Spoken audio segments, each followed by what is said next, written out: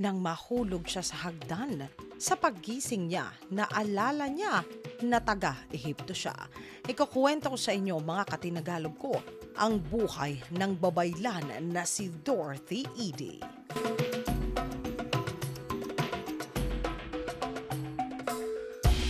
Nang taong 1907, masayang naglalaro ang noon ay ang batang si Dorothy sa kanila na tahanan. Ngunit sa hindi inaasahang pangyayari, nahulog ito sa hagdan. Napasama ang kanyang bagsak. Dumating man ang manggagamot ay huli na ito. Hindi na niya maisasalba pa ang buhay ng batang si Dorothy. Ayon sa doktor, babalik siya kinahapunan upang ang mga papeles ay kanya nalagdaan. Ngunit laking gulat nito na sa kanyang pagbalik, si Dorothy pa mismo ang sumalubong sa kanya. At tila nagtataka kung sino siya at bakit nais niya na makita nito siya. Tila ba walang nangyaring masama sa kanya? Ngunit ayon mismo sa ina nitong si Dorothy, tila ba may nag-iba sa anak niya? Hindi na ito ang parehong supling na pinalaki at inalagaan niya. Hindi na niya kilala ang batang kaharap niya. Nang kausapin si Dorothy ng doktor ng pamilya, nagulat ito na iba na ang tema ng pananalita niya. Sa una ay inakala ng pamilya na magbabago pa ito, baka naalog lamang ng kaunti ang utak nito. Ngunit sa pagdaan ng araw, mas lumala pa ang mga simptomas ng batang si Dorothy. Lagi nitong sinasabi sa ina na sana ay iuwi na siya nito sa totoong bayan niya. Paulit-ulit naman itong binabaliwala ng ina hanggang sa makarating sa kanila ang balita ng mga guro sa klase na tuwing linggo ay pinupuntahan nila. Ayon sa guro na paulit-ulit na sinasabi ni Dorothy na ang Kristyanismo ay peking relihiyon, dahilan upang hindi na ito tanggapin ng madre at sumama sa kanyang klase. Maging ang punto ng pananalita ng bata ay iba na rin. Kasing tunog na ito ng mga taga-Ehipto, partikular na sa bayan ng Hithen. Minsan napagkasunduan ng mag-asawa na ipasyal ang anak nila sa isang museo. Doon tila ba mas naging mahiwaga pa ang asal ng anak nila. Bigla na lamang itong nagtatakbo sa isang malaking estatwa ng sinauna na Ehipto. Saka ito ay kanyang hinalikan sa paa at umiiyak na sinabi na ito ang aking bayan dito sa lugar na ako ay nararapat. Nang sa wakas maawat nila ang anak ay agad nila itong inuwi sa kanilang tahanan. Sa paghimbing nito, napanaginipan nito ang isang malaki at magarbo na templo. Sa loob ng ilang pang mga gabi, paulit-ulit ang kanya na napananaginipan. Hanggang sa isang araw, nakita nito ang isang litrato na natagpuan na isang bagong templo sa Ehipto. Ito ay ang templo nitong si Seti. Ayon kay Dorothy na doon siya noon madalas na namamalagi. Habang lumalaki wala na itong ninais kung hindi umuwi sa kanyang bayan. Kinalungkot ito ng kanyang mga magulang.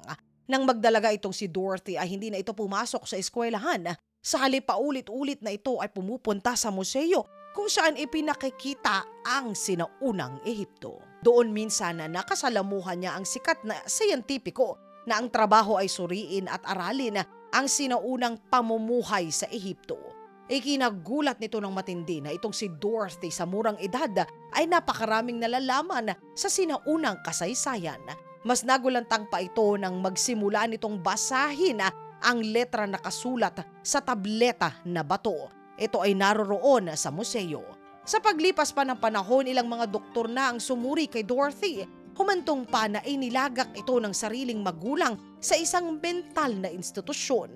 Ngunit gaano man karaming doktor at ospital ang kanilang puntahan, wala pa ring makapagsabi kung ano nga ba ang nangyayari sa ngayon na ay ang dalaga na si Dorothy. Nang umidad ito ng 27 taong gulang, pinakasalan nito ang isang Egyptian sa London ay naninirahan. Kalauna nagpasya ang mag-asawa na muli ay bumalik sa Cairo upang permanente na doon ay tumira. Sa Cairo isinilang nito ang supling nila na mag-asawa. Ito ay pinangalanan niya na si Seti, kasunod ng parao sa palaging bumibisita sa kanya sa kanyang panaginip. Seti ang pangalan ng unang supling niya. Ngunit hindi nagtagal unti-unti dahil sa mas marami pang alaala ang paulit-ulit na bumabalik na sa kanya, nagkahiwalay ang mag-asawa. Ayon kay Dorothy na siya noon ay isang babaylan o priestess na nagngangalang Bentresht, na ang ibig sabihin ay musika ng kaligayahan.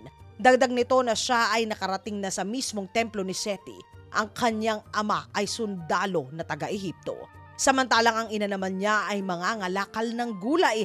Nang pumanaw ang ina ay ipinagkaloob siya ng ama sa templo nitong si Seti. Doon hinasa siya ng iba't iba pang mga babaylan upang maging katulad nila. Nag-iba lamang ang ihip ng hangin nang masilayan siya ng parao at lihim siya na ginawang karelasyon nito. Hindi nagtagal nagbunga ang kanilang pagmamahalan, ngunit dahil isa siyang babaylan, mabigat ang katapat nito na kaparusahan. Kaya naman upang maiwasan ang matinding kahihiyan, kinuha na lamang noon ni Bersheth ang kanyang sariling buhay. Ilang beses na sinubok ng mga eksperto ang kakayahan nitong si Dorothy. Nagulantang sila sa sekretong inilabas niya. Gabi-gabi ay nakikipagkita itong si Dorothy kay Seti I sa panaginip. Doon ay tinatanong niya ang mga bagay-bagay ng panahon nang silang dalawa ay magkasama pa. Lahat naman ito ay sinasagot ng parao at maiging ipinaliliwanag pa sa kanya. Ayon kay Dorothy na sinabi ni Seti sa kanya kung saan nakalibing ang tanyag na reyna na si Nefertiti. Ngunit tumanggi ito si Dorothy na ituro ang eksakto kung saan ito. Hindi dahil hindi niya alam kung hindi galit siya sa pamilya nitong si Nefertiti. Sila daw ay ang pamilya ng parao na unang nagsabi na dapat nang kalimutan ang mga anito na sinauna na sinasamba nila. At ayaw na nitong si Dorothy na mapag-usapan pa sila. Nang una ay marami ang nagduda sa sinasabi nitong si Dorothy, hanggang sasabihin nito kung nasaan matatagpuan ang sinaunang hardin ng parao. Agad naman nila na hinukay ito. At sa gulat ng lahat, tamang-tama ang pagsasalarawan nitong si Dorothy. Unti-unti na patunayan nito ang kanyang mga sinasabi. Katulong ang mga historiador, kanyang inisa-isa, kung saan matatagpuan ang mga dating lugar sa Ehipto na walang kahit sino man ang nakakaalam dahil libo-libong taon na ito na nakararaan. Maging ang mga lihim na istruktura ay alam na alam nito kung saan matatagpuan bawat sulok at pintang mga larawan. Ang mga lugar na hindi pa niya napupuntahan, ang mga anito at maging ang mga salita at ibig sabihin ng mga sinaunang simbolo ay kanya ring itinuro sa mga eksperto. Halos lahat ng mga tanyag na historiador ng kanyang kapanahunan at mga eskolar na nag-aaral tungkol sa sinaunang mga Ehipto ay manghang-mangha sa kanyang ibinahagi at ibinunyag.